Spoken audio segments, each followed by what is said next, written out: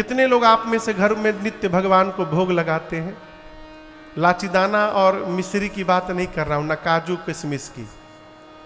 घर में जो भोजन बनता है, रोटी सब्जी चावल दाल, इसका भोग कितने लोग लगाते हैं? बस।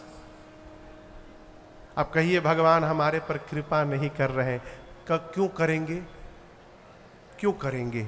आप खाइए मालपुआ और भगवान मिश्री खाएं और कहिए कृपा करें? कदापि नहीं करेंगे। भगवान ये नहीं कहते कि हमको मालपुआ खिलाओ। अरे वो तो शबरी का जूठा बेर भी खाने को तैयार हो गए हैं। आप जो बनाते हो घर में, प्रेम से भोग लगाइए, खूब बढ़िया थाल में सजाइए।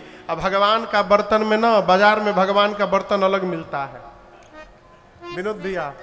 इतना छोटा गिलास, इतनी छोटी कटोरी, अपने पिएंगे माठा गिलासा में, अब भगवान छोटकी गिलासी में। एक लोग के घर गए तो बोले महाराज जी आप समोसा बहुत खाए होंगे। विनय भी थे साथ में। समोसा जानते हैं ना? बोले महाराज आप समोसा बहुत खाए होंगे, आज समोसी खाइए। हमली समोसी का है भाई? ले आते ना, हम ले आइए। तो छोटा छोटा समोसा, इतना छोटा छोटा समोसा। हमले भैया यही का है हो? बोले महाराज ये समोसी है। उसी प्रकार अपने पिएंगे माठा पी के पाठा हुए हैं बड़का गिलासा में, अब भगवान छोटकी गिलासी में, छोटका कटोरा। मने दया आती है वो बर्तन बनाने वाले पर। उसी में हम तो रोज भगवान को भोग लगाते का चींटा वाला बताशा अलचीदाना। ये न करिए, भोग लगाइए। भगवान खाते हैं क्या? जो खिलाना चाहता है उसके घर नित्य भगवान खाते हैं। करमाबाई को जानते हैं ना? करमाबाई श्री जगन्नाथपुरी, इसी कलयुग की घटना है, कलिकाल की। जगन्नाथपुरी मंदिर में गई, देखी कि दोपहर में पुजारी जी ठाकुर जी को भोग लगा रहे थे। करमाबाई बोली प्रभु कि पंडित जी तो भूखों मार देंगे आपको, बताइए सुबह से आप कुछ नहीं खाए हैं, पेट खाली होगा आपका। अब यहाँ तो मैं कुछ नहीं कर सकती हूँ प्रभु, आप एक काम करिएगा, कल सुबह मेरे घर आ जाइएगा, मैं कुछ खिला दूंगी, फिर भोग पाइएगा आप। कौन बोला? किसको बोली? जगन्नाथ भगवान को बोल कर गई। खुद मांग मांग के खाती थी। उसके घर में दूसरा कोई नहीं था, अकेले रहती थी झोपड़ी में, और दिन भर मांगती थी और वही खाती थी। अगले दिन सुबह उठी, न मुंह धोई, जल्दी जल्दी पानी चढ़ा करके उसमें चावल डाल करके खिचड़ी बनाई, दाल डाल के खिचड़ी बना के रखी। तब तक भगवान कन्हैया 8 साल के बालक का रूप धारण करके दरवाजे पे पहुंच गए। ये कहानी नहीं सुना रहा हूं, ये मैं सत्य घटना सुना रहा हूं आपको। करमाबाई की, इसी कलयुग में जन्म लिया था उन्होंने। भगवान पहुंचे, बोले माँ मुझे बहुत भूख लगी है, खिला माँ जल्दी।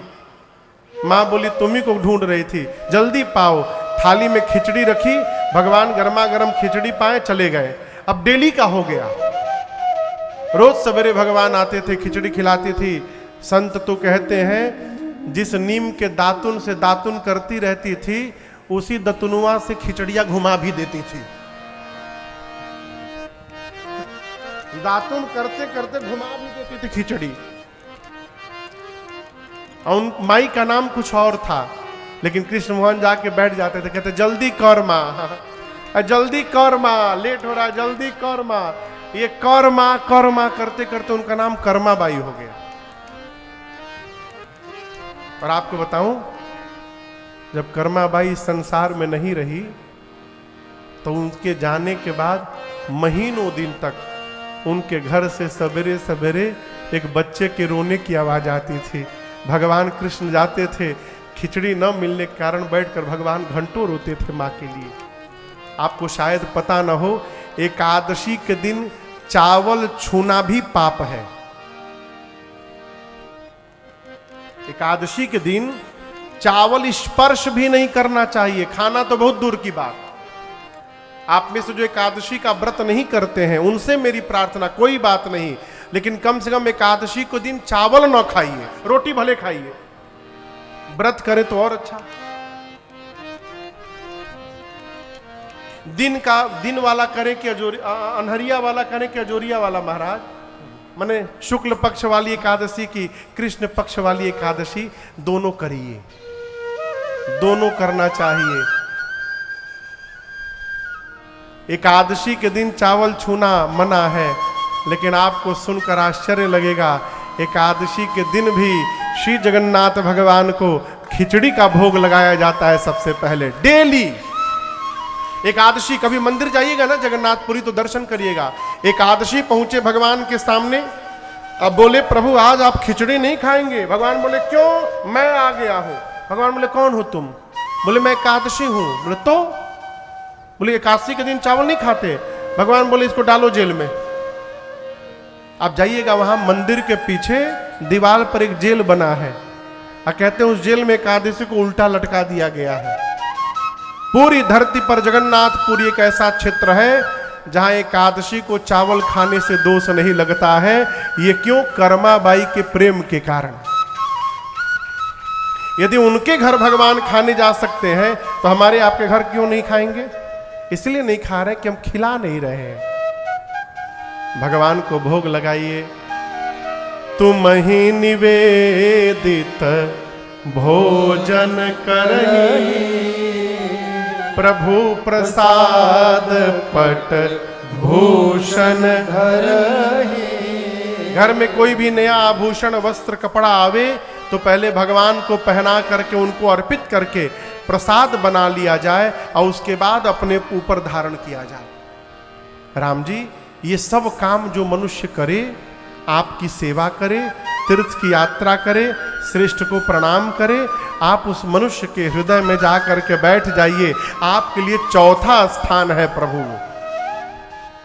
अब पांचवा घर, मंत्र राजनित जपहि तुम्हारा, पूजहि तुम्हि सहित परिवारा, अर्पण होम करहि विधि नाना,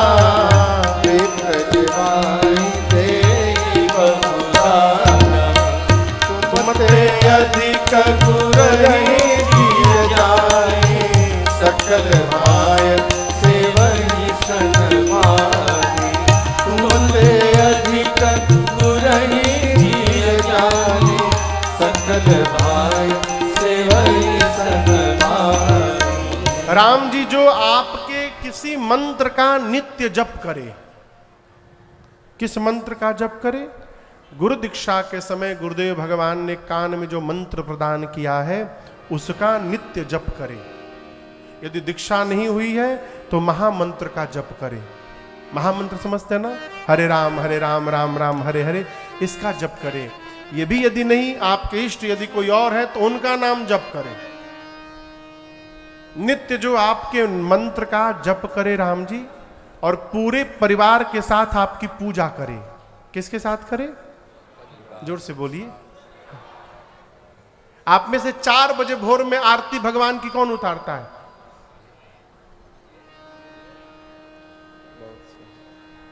हाँ, एक दो माई लोग हैं जो, एक माई हाथ उठाइए 4 बजे। और कोई 4 बजे, 5 बजे भोर में, 5 बजे कर देते हैं। 5 बजे बहुत लोग हैं।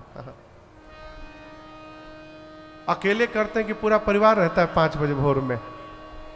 अकेले बंद करिए आज से करना। ये कहीं किताब में नहीं लिखा है कि आप 5 बजे भोर में घंटी बजाइएगा तो भगवान प्रसन्न होंगे। 5 बजे न करिए, 8 बजे करिए, लेकिन कैसे करिए? पूरे परिवार के साथ करिए। मैं बहुत गंभीरता से कह रहा हूं। जिस परिवार में केवल मुखिया भगवान की पूजा करता है, उसके जाने के बाद उस घर में भगवान की पूजा बंद हो जाएगी। बच्चे कहेंगे हमको तो आता ही नहीं है, बाबूजी करते थे, बाबूजी का अब कौन करेगा? भगवान को पहुंचाओ मंदिर पर। भगवान तब पहुंच जाएंगे घर के मंदिर पर, बाहर के मंदिर पर। इसीलिए सबको ले करके करिए। छोटे छोटे बच्चों को खड़ा करके करिए। महाराज बच्चे नहीं करते आरती में, पूजा में आते नहीं, मोबाइल में रहते हैं। सड़ा लचीदाना लगाइएगा, कोई नहीं आएगा। बच्चों को जोड़ना चाहते हैं तो बढ़िया बढ़िया टॉफी लेकर आइए बाजार से। डेयरी मिल्क आवत है ना। अभी हम कहीं गए थे, एक छोटा बच्चा था, हम उससे 10 बार पूछे क्या नाम है, नहीं बताया। और जैसे एक चॉकलेट निकाल के दिए, दौड़ कर आके कान में नाम बता के भाग गया। लालच देकर जोड़िए बच्चों को, उनको सरात को दिखा दीजिए, ये देखो ये बबली सिल्क है, सवेरे जब आरती होगी ना तो प्रसादी मिलेगा तुमको। आप 5 बजे नहाते हैं ना, आपसे पहले वो नहा के तैयार मिलेगा आपको। चलिए दादाजी घंटी बजाइए, प्रसादी दीजिए जल्दी, पूरे परिवार के साथ। पूजहि तुमहि सहित परिवार। घर में तर्पण होम करे, पितृपक्ष चल रहा है, पितरों को तर्पण करिए।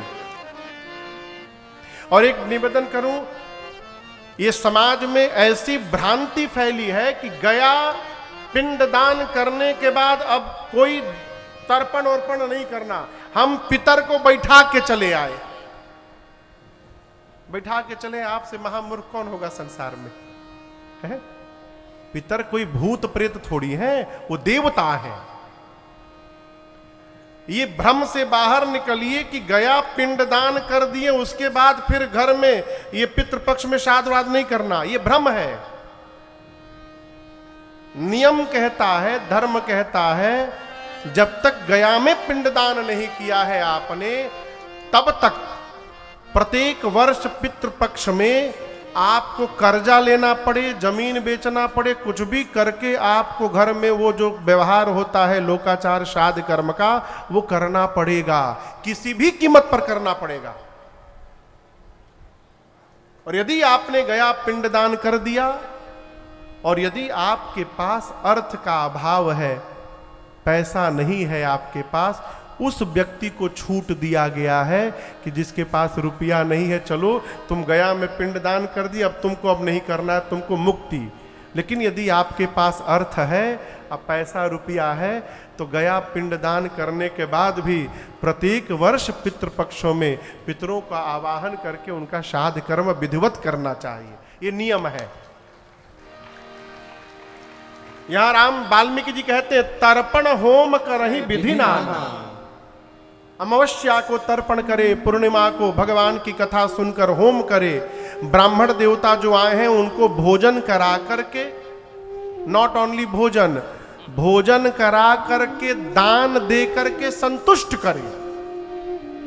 विप्र जेवाई देहि बहुदाना। एक दूसरी बात, ब्राह्मण देवता को भी ये नियम बनाना चाहिए कि कितना मिल जाने के बाद हमको संतुष्ट हो जाना है। ये नहीं कि यजमान देते देते थक गया, हम संतुष्ट नहीं हो रहे।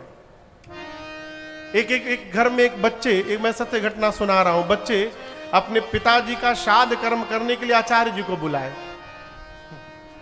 पंडित जी थोड़े दूसरे स्वभाव के थे, बोले बच्चों से, देखो आज ये मत मानना कि मैं पंडित जी हूं, तुम ये मानो कि तुम्हारे पिताजी बैठे हैं, तुम जो कुछ भी खिलाओगे सीधे पिताजी को जाएगा, जो कुछ भी मुझे दोगे पिताजी को मिलेगा। तुम बताओ, पिताजी को सोने का चैन नहीं पहनाओगे? पिताजी को सोने का चैन पहनाना है ना? जी पंडित जी, लाओ पहनाओ हमको। हमको नहीं दे रहे हो, तुम पिताजी को दे रहे हो। सोना का अंगूठी, सोना का चैन सब पहन के बैठ गए, पिताजी को गया, पिताजी प्रसन्न होकर नाच रहे हैं ऊपर। इस हाथ में भी एक अंगूठी पहन, पिताजी बोल रहे पहनने के लिए। बच्चे देखिए तो पंडित जी अब आगे बढ़ रहे हैं। एक बच्चा बोला, पंडित जी ऐसा सिस्टम तो हमको मिला ही नहीं था अभी तक, हम आपको जो खिलाएंगे सब पिताजी को चला जाएगा। बोले सीधे आप हमारे मुख में डालिएगा, आपके पिताजी तृप्त होंगे। हम आप ही को ढूंढ रहे थे, अभी रुकिए, पिताजी का फेवरेट चीज लेके आ रहे हैं। गया, एक डलिया हरा मिर्चा लेके आया।